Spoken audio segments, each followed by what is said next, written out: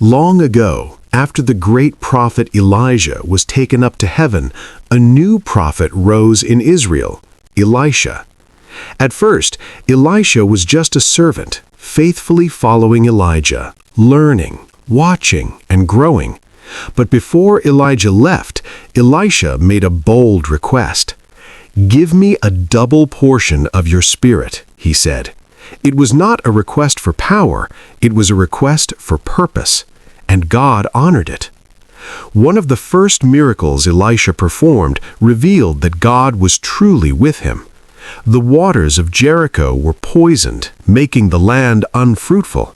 The people were suffering. Elisha took salt, threw it into the water, and declared, "This is what the Lord says, I have healed this water." And instantly the water became pure.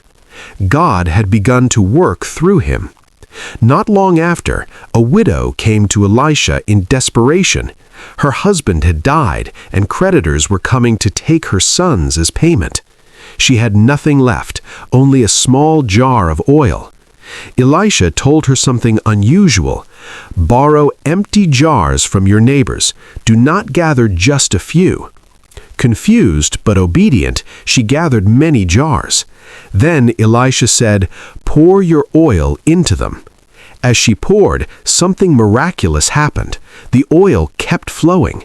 Jar after jar filled up until there were no empty jars left. That small jar became enough to pay her debts and save her family. Because with God, what seems small is never insignificant. Another time, a woman showed Elisha kindness by giving him a place to stay. In return, God blessed her with a son, even though she had been unable to have children. But years later, tragedy struck. The child suddenly died. Heartbroken, the woman ran to Elisha. Elisha didn't ignore her pain. He went with her, entered the room, and prayed earnestly. Then something incredible happened. Life returned to the child. God used Elisha not only to provide, but to restore.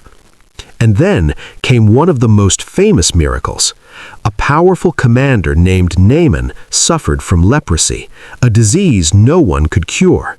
He came to Elisha expecting a grand display of power, but Elisha sent a simple message: "Go and wash in the Jordan River 7 times." Naaman was offended. It seemed too simple. But after being persuaded, he obeyed. He dipped himself once, twice, 7 times, and when he came up the 7th time, his skin was completely healed. Sometimes God's instructions may not look impressive, but obedience unlocks miracles.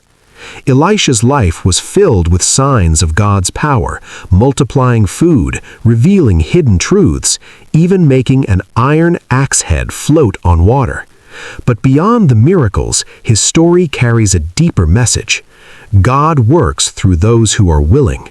Elisha was not chosen because he was perfect. He was chosen because he was available, faithful, and obedient.